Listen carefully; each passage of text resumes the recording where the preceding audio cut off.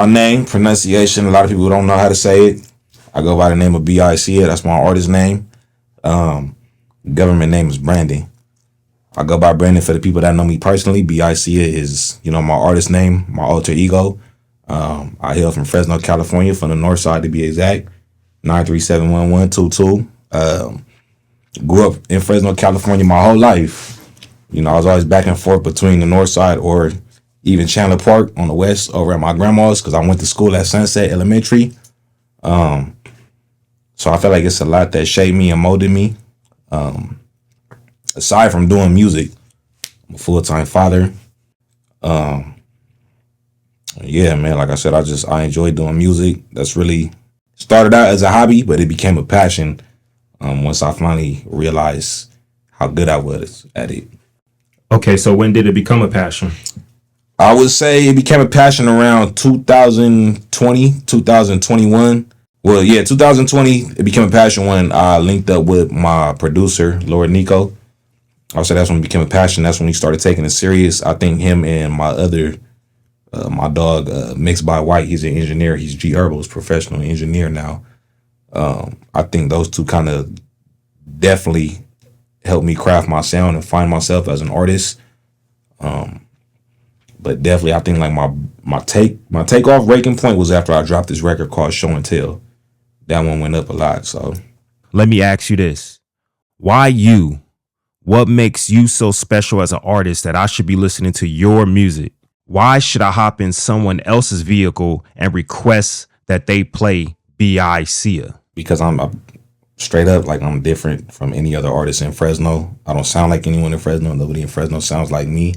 I think that I have a professional sound that can generate a lot of plays and streams throughout the industry. Not even trying to be cocky, just confident in myself and my talent. I believe that I'm better than, I'd say, 75% of the folks that people listen to on a daily basis. Only 75%? I can say that because you still got some out there that I give my respects to. We could bump it up to 80 a bit. But I just think I try to shy away from the usual West Coast sound that people expect. And I feel like I do have a sound that people expect from me. But what is the West Coast sound that people expect? Like, give us an example. With me or just in general when people think of California music? When people think of California music. I would just say like a lot of this, like gangster rap, like, a lot of like the grimy beats. You get in there dissing, talking about the ops, same thing, gang banging, talking about what hood and what set you from. I think a lot of people outside of California believe that Californians, as far as the artists, are stuck in the 90s still, as far as like the G-Funk era, like the early, like the Chronic with Dr. Dre. And, I think when they hear our beats, they think of that. Because I've heard producers and artists from outside of here that try to give an example of what they think California artists sound like. And so, it's never that. So would you consider yourself a rapper, a singer, or like a fused version of both? I would say a fused version of both for sure. Just an artist in general. Like people ask me, I don't usually mind a title, singer, rapper, but I would definitely just go by the title of being an artist because I feel like I can bounce back and forth between both sounds as far as rapping or singing. Okay, so back to the West Coast and the cliche West Coast sound. Do you feel like you already say that you go beyond the average West Coast sound, but do you feel like you go beyond the average West Coast look as far as like style of dress, or even like the way your videos look or your artwork looks? I would say so. But at the same time, a lot of the videos I have put out, I would say West Coast influence. Mm-hmm. But what about like up to date as far as the pieces of content that you've put out for this latest project? I would say right now, like now I'm finally starting to like kind of veer off into my own lane as far as putting out the content and videos, because I think now that I've been doing music for some time, I think I'm finally starting to find not only like my sound, but just like my identity as far as putting out content and videos and the image that I want to give off to people. Okay, so back to focus on Biseeya the person, or BIC, I'm sorry. you make rap fused R&B, or at least that's what the latest project sounds like to me. Right. Another season. So when you listen to it, would you say that you're someone who has his luck with women? Like, do you struggle to get girls? Like No. when people who know you hear the music and say, "Man, he talking about women and he don't get none," with No. that fit you? Definitely not. No. And I think the women that I've dealt with would agree.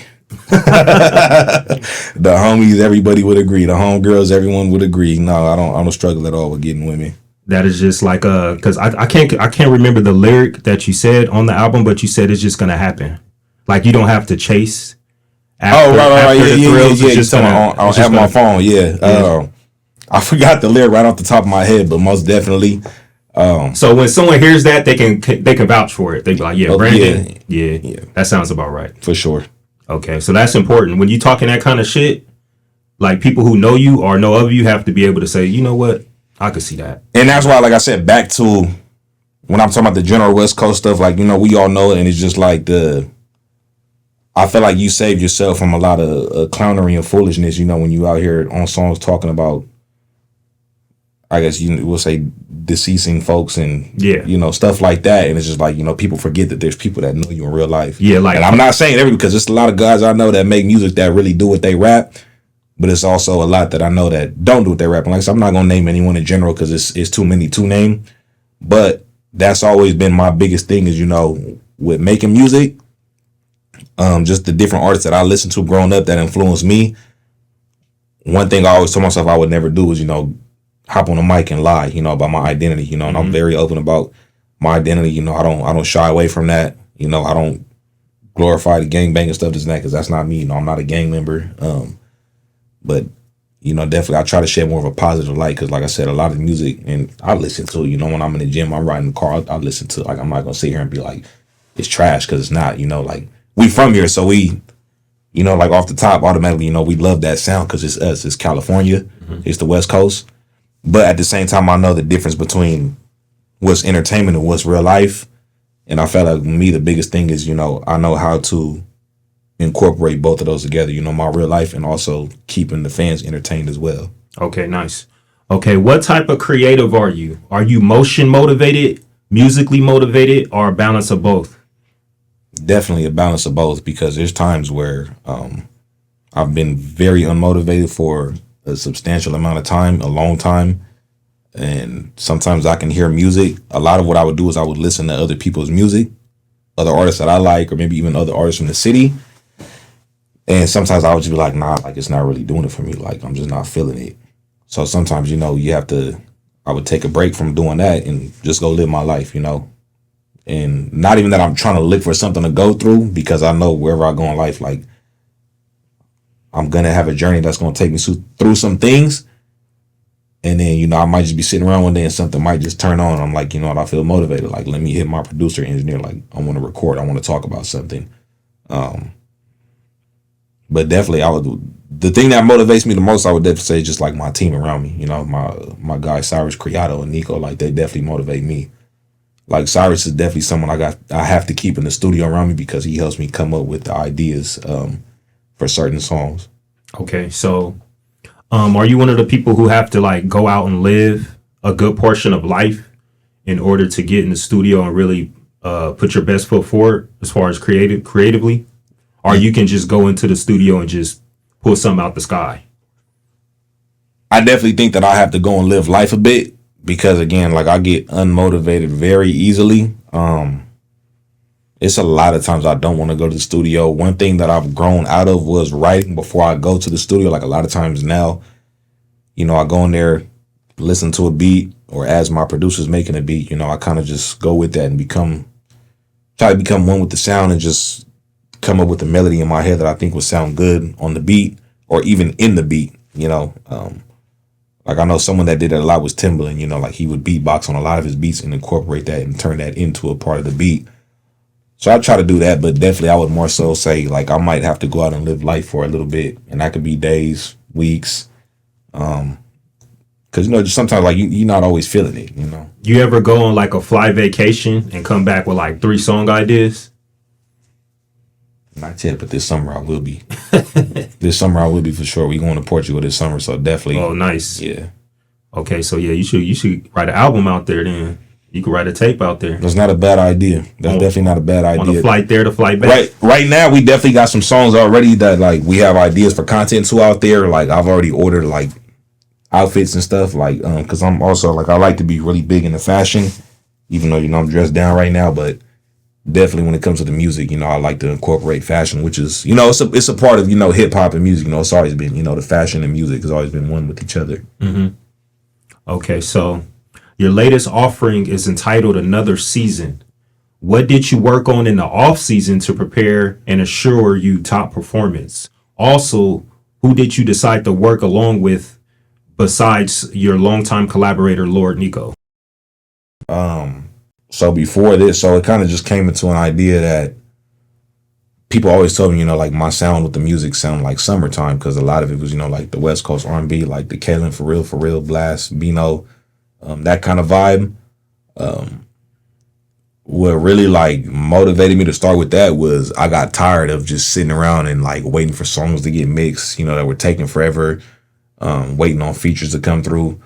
So I ended up taking a bunch of songs that were recorded in like previous years, and I dropped a small EP with 4 songs called Biseeya. And a lot of people, just started showing love. Like, I like that it fits. Of course, with the spelling of my name being Biseeya, I took that and incorporated, the Seeyzn instead of, you see some people do like SZN for season. Mm-hmm. So I want to take that for myself and do the season. Okay. So that's how Another Season came about. Was originally that was supposed to be like a winter album. We wanted to do like a lot of slower like R&B kind of sound with that. But I think as we started going throughout the process of creating that album, it just turned into something else. But like I said, like it's definitely a lot of I think more R&B inspiration on that album than I've done with any other album. I've never done like a full R&B album up until this one. And on this one, do you see yourself going more in that direction? Most definitely, because I think I got a lot of really good feedback from it, like really great feedback, actually, I should say. So I definitely want to continue like down the path with that sound. And definitely, like if I'm playing around and I find a sound that I feel like attracts more fans than usual, then I'm kind of like, okay, like this is hidden. Maybe we should kind of stick here for a while, see what we can do with it, how far we can go, and then, let's veer off into something else. Okay, who mixed the project? Who helped with the arrangements of the projects? Because I think the first thing I noticed in listening to the album is that it's arranged really nicely, like professionally. It separates itself from other Fresno projects and other Fresno music with the arrangement. Like you can tell it's not just one track. Like it's stemmed out, it's tracked out, it's mixed. Yeah, it's a full song. It's like full song structure. Like who helped you mix that project? So that was also my producer, Lord Nico. He's been working on engineering. He's gotten a lot better at his audio engineering. It was him, my guy Tom Genius, and then my dog Dre the Most. All 3 of them worked on engineering and mixing it for me. Mm. They work together or like song by song? Separately, song by song. I had certain engineers work on different songs. One of the songs, Dre only has 1 track on there. It's probably my favorite track called Late Nights. Mm-hmm. He did that one, I want to say last summer, because I recorded that song last year around 4th of July. Mm-hmm. Just in the studio with my boy Cyrus, just like, I heard the Beyonce sample, like a lot of what we like to do together is like kind of like that Jersey Club East Coast sound or like the new like Cash Cobain sound. So we took something and, from I feel like the East Coast sound, we kind of made it ourselves. Okay. So when I hear the album and when I listen to the project, I get club ending, party ending, end of the day, going into the night. Mm-hmm. What's the next move? Am I packing it up? Am I going indoors or am I going to stay outside? As I started to listen to the album more and listen to more of what you're saying on the album, it sounds like I kind of took another season, like you're going through another mood with a certain someone. Mm-hmm. And I think I can't think of the name of the song. It says interlude. It's hard sometimes to read the titles of the song because they're stylistically spelled. Right. So you said you called a woman's phone several times and she didn't answer. So it sounds like you was out and about with the guys, and then it's 4 a.m. and now you like, man, I gotta I'm normally this is where I would go. But we're going through another season right now where we probably not seeing eye to eye. So would that be like accurate? Do you think? Like, yeah. As far as like me listening to it, that sounds like that's kind of like where the mindset she was in. So that one, first off, for everyone out there, I wrote that song just in like generally speaking. I didn't really write. So you're not the type to call a girl several times back to back? No, that ain't your style. Nope. Okay.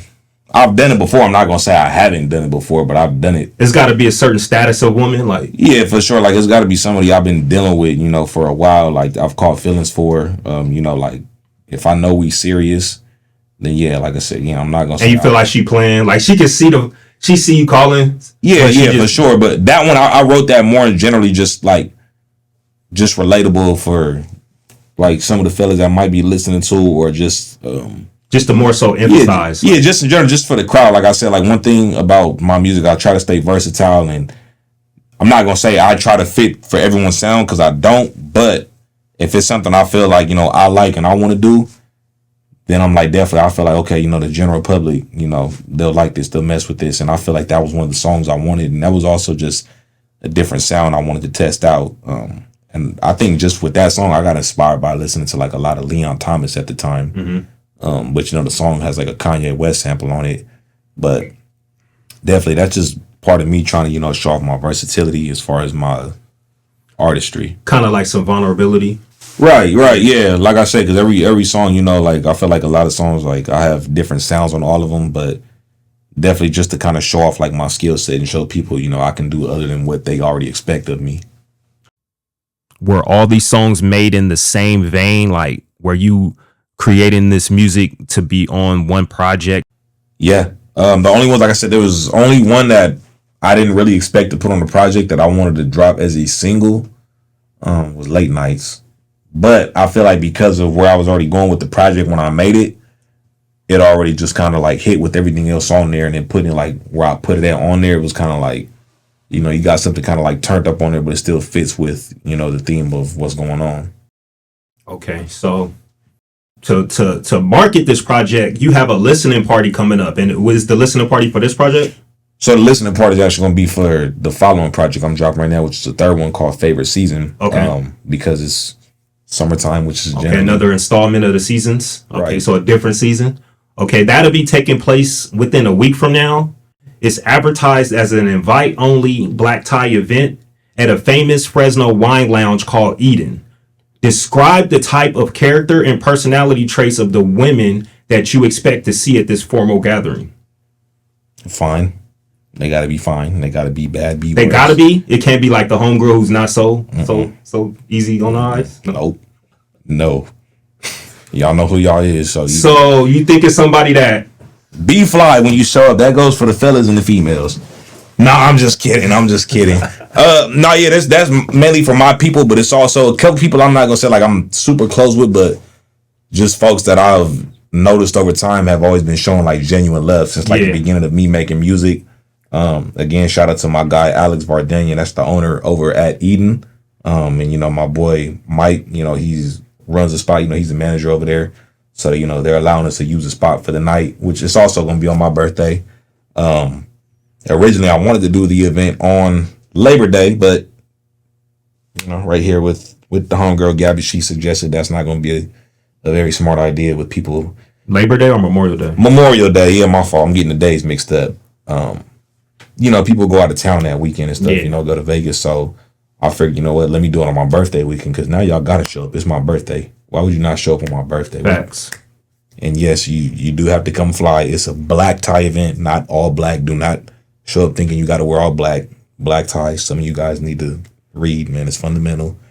A lot of people never been to a black tie event. Yeah, everybody's hitting me. We got to wear all black. We have to wear a black tie, even the females. And I'm telling them, yep, we're all black. It's like a funeral because I'm killing the game. Would you be shooting any video that night? Definitely we're trying to get some footage just for like reels. I don't want to say I have a specific video in mind. Just like if something comes into mine in the moment, which is what I want it to be. You know, I want everybody to show up, have a good time, enjoy the vibes. Of course, you know, it's a more of a, you know, what's the damn word? God damn it. I'm over here telling people they got to learn how to read, and I'm over here, I can't think of the word I'm trying to say. But we'll just say, you know, it's a higher status place, a high class environment. You know, it's a wine lounge establishment. So definitely, come with that in mind. Right. No ghetto stuff, please. We're not doing that. This is not the club. This is not. It's on a party. Prestigious cross street too. Right. Yeah. They ain't playing around over there. Not on that side of town. You know what I'm saying? They, you know, sounds about white over there, but you know. Do you invite like tastemakers, like maybe people who may have worked on radio personalities, like certain people who are like viral or whatever? Yeah, we reached out to a couple, and we have some coming through that I feel like, you know, have a pretty good like social media following, but at the same time, these are also people that, you know, either I know or, you know, my manager knows, people that we know are friends, and like I said, if it's somebody that he knows I haven't met yet, definitely, you know, I'll be meeting him that night, you know, getting to talk to him. Again, it's also a place where I want, you know, others to come in there and network as well. You know, we're there to have a good time vibe, listen to some great music that me and my team have been working on. You know, we got DJ Alex hosting the event. You know, I know you definitely going to be there. So, you know, we also letting him do it behind the booth because we want to stream that as well and just venture out to however we can just to get that out there. And again, it's an invite only. I would like to have it be a public event. But like I said, just there's a limited amount of spots. Yeah, with the capacity that there's only so many people that can fit in the establishment.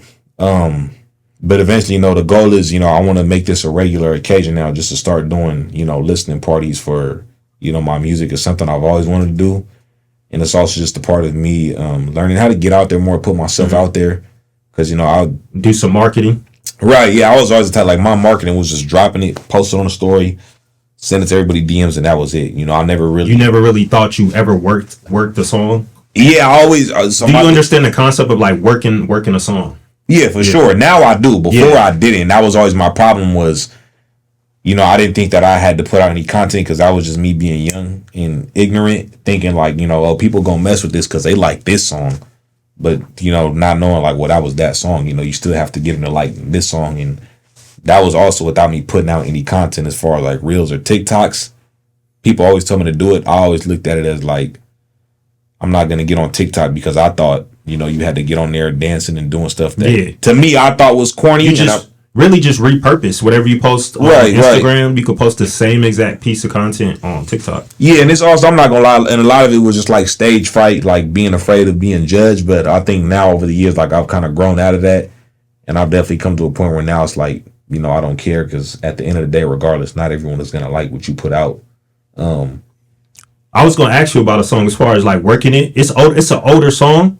And I think like as an up and coming artist, you can go back and work songs from years back. So you have a track with Airplane James, who's a LA artist who has some motion. Mm-hmm. Did you feel like you put the right type of energy behind that song? Nah, because to be honest, I didn't like the song. Oh, okay. No, I ain't gonna say I didn't like the song. I didn't like the beat, which Nico knows that he's my producer. When we made that song, I sent him a beat off of YouTube that I heard, and I told him at first, I said, hey, can you remake this for me? Because we had a studio session in LA, and he remade it, and it's something in the song. It's like a little whistle, like the doo doo doo. Like in the beginning, I didn't like that part. Because to me, it didn't sound anything like the beat that I wanted. Like, I literally wanted him to go and copy and paste his beat. But at the same time, that's probably, like, my second biggest song as far as, like, streaming and numbers and as far as the attention it got. And, again, shout out to my guy, James. That's my dog, you know. Yeah. I think it's for, like, me and him talking, I think, you know, I'm the first Fresno artist he worked with, you know. I think after that, what I definitely like was other Fresno artists were reaching out to him and did a couple of tracks with him. And I'll be honest, to me, he's probably one of my favorite artists right now. Like, that's a dude, every time he drops some music, I stop and I listen, you know, because like you said, he got some motion going out there. Yeah, yeah. That's doing his thing, for sure. He said Unk. Okay, so we're gonna get into a little more of your rap side, right? Okay, so if Biseeya from pre-pandemic times battled Biseeya of today, what will each eras say negatively about each other? and what will they pride themselves on within the battle? I think today's era would call pre-COVID era's Biseeya's music childish, because it was obviously I was a lot younger, and I think that younger Biseeya would tell older Biseeya that nobody's gonna listen to that and nobody's gonna like that because of how closed-minded younger Biseeya was and not fully understanding the business aspect of music. And as far as I don't want to say versatility, but just as far as thinking about like, relating to the crowds that listen to, that your listeners are going to want to hear. Back then it was more so just only doing what younger Biseeya wanted to do, which again, there's nothing wrong with that. Artists, your best work is going to come from doing what you want to do, but you have to learn how to master that and get that out to everyone else in a way that everyone else can relate to it. But definitely, like sometimes me now, I doubt myself a lot. I'm super self-conscious about myself. Like, so nobody's a bigger critic on me than me. The one way I motivate myself, I go back and I listen to songs that I made in 2015 and 2016 to remind myself how far I've come and how trash I was back then. Because I was garbage. Can I cuss on here? Yeah. I was garbage as fuck. Like, I was trash back then. So a lot of times I even go and I'll post that on my stories just to show people like how far I've come. And that's when people listen to it and they like, hey bro, like you came a long way with the music for sure. And that's when you started, right? Yeah, I started making music in 2014. My dog JT got me to make music because I got kicked off my football team, which was my real passion. Yeah. But again, like my dad, he was always able to sing. Grandma, grew up in church. I had an uncle as well that made music on my mom's side. He was a singer, rapper as well. Like he's the first person I met that was probably the most musically inclined person that I've ever met, ever. Like he had a full studio set up in his room. I remember being a little kid and he was like 16, 17.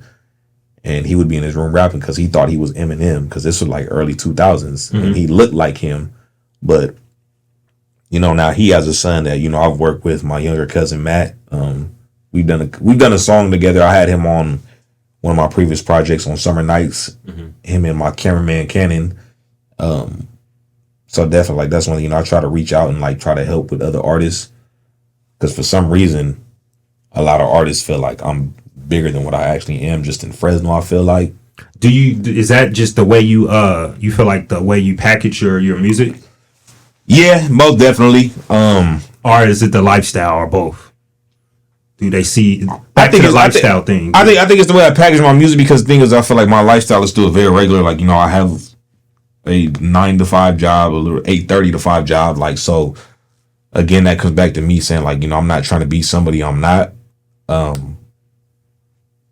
like I always want people to understand like, I still feel like I'm a regular guy. Like, and it's again going like to the social media. Sometimes standing next to beautiful women make life look good. Yeah, for sure. And I get to like again, like it's it's all about the image. Like I said, like when I'm on social media and people see my stuff from work, it's always funny because they're like, man, like I came across your Instagram like plenty of times and I didn't know like you. I didn't know this was you. They didn't even look like you, man. You look like somebody famous on there and this and that. And again, like that's just understanding the concept of social media, Yeah. But and I think just getting older, I've learned to separate, the image on social media and who I am in real life. And again, I feel like I do a great job at bringing both worlds together. Okay, so do you feel comfortable with the landscape of music right now, internationally or nationally, sonically wise, sound wise? Do you feel comfortable with your sound? Do you feel like the direction that you're going kind of fits with what is working today? Most definitely. Again, like I said, I feel like sonically, a lot of my music is better than a lot of what's out there on the industry. And again, that's not to knock anybody, but I know what I'm capable of as far as being an artist and who I am as an artist in the music and what I can do. And it's been a lot of times I've doubted myself, but I know once I get in that mode and that zone, I really feel like it's a lot of people that can't fuck with me as far as the music. Okay, so we got about 6.5, 7 months left in the year.